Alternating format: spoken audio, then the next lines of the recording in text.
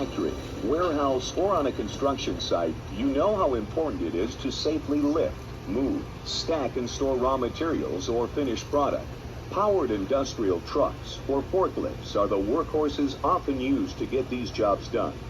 And as with any piece of equipment being used on the job, safe operating procedures are a must. A forklift being operated by an inexperienced or poorly trained employee can lead to accidents, injuries, or even death. The Occupational Safety and Health Administration, or OSHA, requires that forklift operators receive safety training before operating any type of forklift. When an employee comes to a new job with previous forklift experience, additional training is not required if the operator is evaluated by the company and found to be competent. However, forklift operators must be retrained when new equipment is introduced, existing equipment is modified, operating conditions change, or the operator's performance is unsatisfactory. In addition, each forklift operator's performance must be evaluated at least once every 3 years. There may be a number of different types of forklifts in the workplace. Having untrained operators can create hazards. Falling loads caused by overloading, unbalanced loads, or improper loading.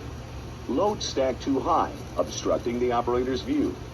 Falls from a platform, curb, trailer, or other surface. Forklifts operating too fast. And improper maintenance.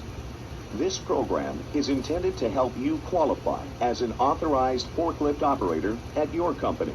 Proper forklift training is very important because you as the operator are not only responsible for yourself, your cargo, the forklift, but you're also responsible for everyone around you. And the machine that you're operating is a very expensive, very heavy piece of machinery, and you should treat it with respect and caution. Before operating any forklift, you must become familiar with the location and function of the controls, the location and operation of the power plant, steering and maneuvering, visibility, inspection and maintenance, and other general operating functions. Let's start with the pre-operation inspection. This must be done by you, the operator, before starting your shift. Begin by walking around the forklift. Check the condition of the tires. If they are pneumatic tires, check for correct pressure. Also look for excessive wear. Inspect hoses, belts, and cables for cracks or signs of excessive wear. Inspect the forks for surface cracks, bad or cracked welds. Check fluid levels. Using 3 points of contact, climb onto the vehicle to continue your inspection. Check any safety equipment to make sure it's working properly. Turn the ignition on. Familiarize yourself with the controls. Check all gauges, warning lights, battery or fuel levels. Sound the horn. Test the lights. Raise and lower the forks. Test the brakes. Check the steering and backup alarm. After the forklift has been inspected, move it from its inspection position and check the floor for fluid leaks. If you find anything wrong during your inspection, you must not operate the forklift until repairs have been made. OSHA does not require written documentation of the daily inspection, but a checklist can help ensure that no steps in the inspection are accidentally overlooked. It's important to recognize that operating a forklift is much different than operating a car. Looks can be deceiving, and here's why. A large counterweight mounted on the forklift ensures that the weight of the load and the weight of the forklift will remain in balance at all times. So while a forklift is probably smaller than your car, it can be up to 2 to 3 times heavier. Automobiles have a 4-point suspension system. Forklifts use a 3-point suspension. In order for the forklift to remain stable, the center of gravity must remain inside a triangle formed by these 3 points of suspension. However, the weight, height, or position of the forklift's load, as well as its travel speed, can shift the center of gravity. And if the center of gravity exits the triangle, the forklift becomes unstable and may tip over. Another difference between a forklift and a car is maneuverability. Automobiles steer from the front. Forklifts steer from the rear, allowing them to turn in a much tighter radius. However, the rear end of the forklift will swing outward when cornered, so you must move to the inside when making a tight turn. One of the things that I mentioned to operators of forklifts is that they keep in mind that a forklift pivots on its inside drive tires. So many times people think about the steer tires being on the back of the forklift. What's important that they remember is that it pivots on the inside drive tire. Just like a marching band, when they go around the corner, the person that's on the inside of that corner has to basically mark time. The person that's on the outside of the corner has to take very long strides in order to make the corner evenly. When braking, the weight of the forklift and its load must also be taken into consideration. It's not as easy as stopping a car, so give yourself plenty of time to react by driving slowly in the first place. Once you understand the characteristics of the forklift, you're almost ready to go. But first, a good thing to do is read the operator's manual. Don't forget to read the warning labels, nameplate data, and other instructions on the forklift. Information about load capacity and other important safety reminders are found here. Always mount or dismount by facing the unit, using 3 points of contact at all times. Never jump on or off a forklift. If the forklift has a seatbelt, wear it. In case of a tip over, the seatbelt will keep you within the protective framework of the unit. If you try to jump off during a tip over, you could be thrown under the forklift or the load. This can be deadly. Before starting the forklift, refamiliarize yourself with the location of the controls. Never attempt to operate any piece of equipment that you're not familiar with. The operator's position is the only place from which you should start a forklift. Never start it while standing alongside or from any other position. Before using a forklift, there are several workplace hazards you should be aware of. Rough, uneven, or sloped surfaces, loads of unusual size, traveling in hazardous areas, maneuvering in narrow aisles, and operating near pedestrians. In an indoor setting, such as a warehouse, the floors are usually smooth. It is suggested that you raise the height of the forks about 2 to 4 inches. Always travel with the forks and the load at the lowest safe height. Bumps, seams, or uneven terrain along your route may require a slight fork adjustment. Always drive the authorized plant speed limit or slower, as good judgment would dictate. Keep your body inside the lines of the forklift. A hand wrapped around an overhead guard can be a pinch hazard. When driving a forklift, even an unloaded one, your visibility is restricted. You will encounter blind spots. Always check to make sure no one is in your path before moving. Pedestrians always have the right of way. Sound the horn at blind intersections and proceed slowly. It's important that operators understand that proper horn usage is important. And proper horn usage will vary from work site or work situation from one to another. Sometimes a friendly toot-toot is adequate, sometimes a longer, louder, perhaps even a maximum decibel blast is important. If your site is obstructed, if there's many hazards nearby, more horn use, louder horn use is necessary. Keep a distance of 3 truck lengths between forklifts. Never pass another forklift. Slow down on wet or slippery floors. And never allow riders unless authorized to do so. Before picking up a load, make sure you know exactly what you'll be lifting.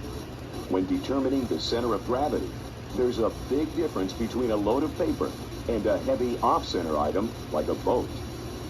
Make sure the load does not exceed the capacity of the forklift. The capacity is listed on the identification plate and in the operator's manual. Check to see that the load is balanced and secure.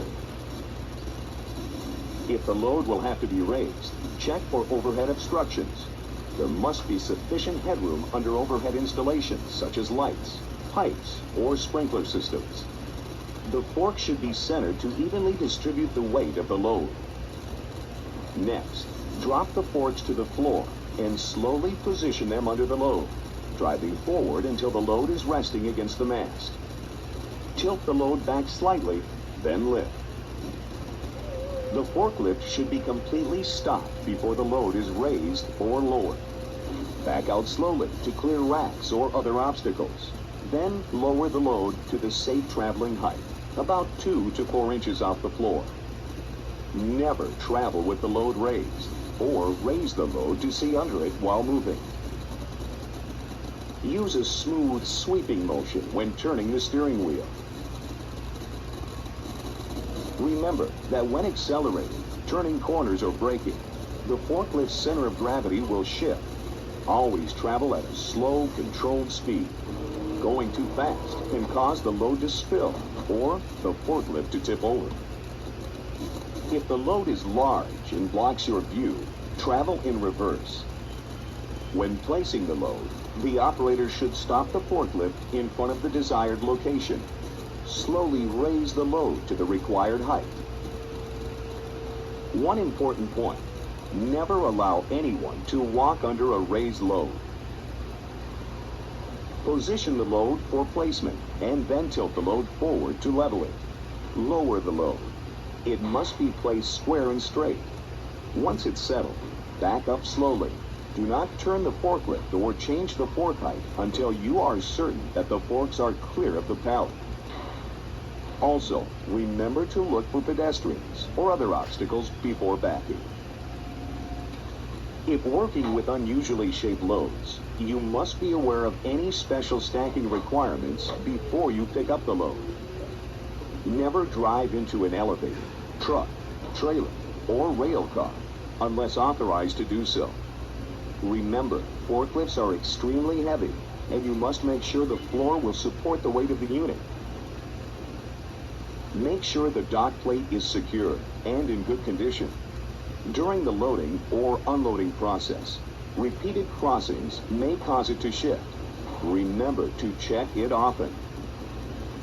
Check the floor for loose, missing, or broken planks. If it looks unsafe, don't drive in. Another important consideration is how well the trailer or rail car is secured. Many forklift operators have been injured or killed when the vehicle moved away from the loading dock at the same moment that the forklift entered it. It is your responsibility to make sure the vehicle has been properly secured before attempting to load or unload it. All wheel chocks should be in place. If a dock lock or other restraint is present, make sure it's engaged. If the tractor is not attached, check for jacks in front of the trailer. Don't rely on the landing gear alone. Also note that there may be damaged floor planks under an existing load. Therefore, you must exercise extreme caution when unloading. Ramps or inclines pose special problems for forklifts. If a loaded forklift must travel over an incline that's greater than 5%, always drive with the load uphill. This means driving up and backing down. When traveling with an unloaded forklift, always drive with the forks downhill, backing up the ramp and driving down it. There will be times when you need to leave the forklift unattended. In these cases, the forks should be lowered to the ground, the controls put in neutral, the power shut off, and the brakes set. If you're parked on an incline, chock the wheels. Be courteous to your coworkers. Never park a forklift near pedestrian walkways, stairways, or in front of a fire exit. During the course of your shift, you may have to refuel the forklift, or recharge or change the battery. This should only be done in a designated area. There are 4 important steps to follow before beginning these processes. First, turn off the forklift before refueling. Second, put on the proper personal protective equipment. This may include eye protection, gloves, and an apron. Third, no smoking. Fourth, know the location of designated areas in your company containing an eye wash station, shower, or emergency facilities. When changing batteries, position the forklift in the changing area and set the brake. Make sure the battery is secure before lifting it. Stand clear as the battery is moved in and out of position. When charging a forklift battery, make sure that the ventilation system is working properly. If the battery is being charged on the forklift, uncover the battery compartment to prevent heat or hydrogen gas buildup. The battery charger must be turned off before connecting it to the battery. Make sure metal objects do not come in contact with the battery terminals. A typical forklift battery contains a solution of diluted sulfuric acid. This battery-grade acid solution is approximately 30% sulfuric acid and 70% water. Because the acid in a forklift battery is already watered down, occasionally adding water poses minimal hazards when the correct precautions are taken. Because battery acid is corrosive, precautions include protective eyewear and proper skin protection. The addition of water to concentrated sulfuric acid creates a heated reaction to such a degree that the act of diluting concentrated sulfuric acid must be carried out in a controlled environment where the risk of explosion is minimized. However, batteries do not contain concentrated sulfuric acid and are not subject to the same heat conditions or explosion hazards. If the forklift is powered by propane, refueling means simply changing tanks. Before you begin, close the fuel line valve, but in this case, keep the engine running. This will prevent any propane from being left in the fuel line.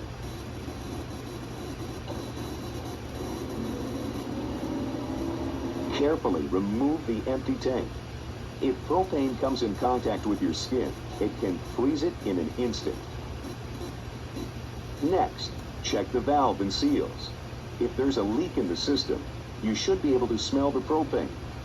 If a leak is detected, remove the forklift from use until it can be repaired.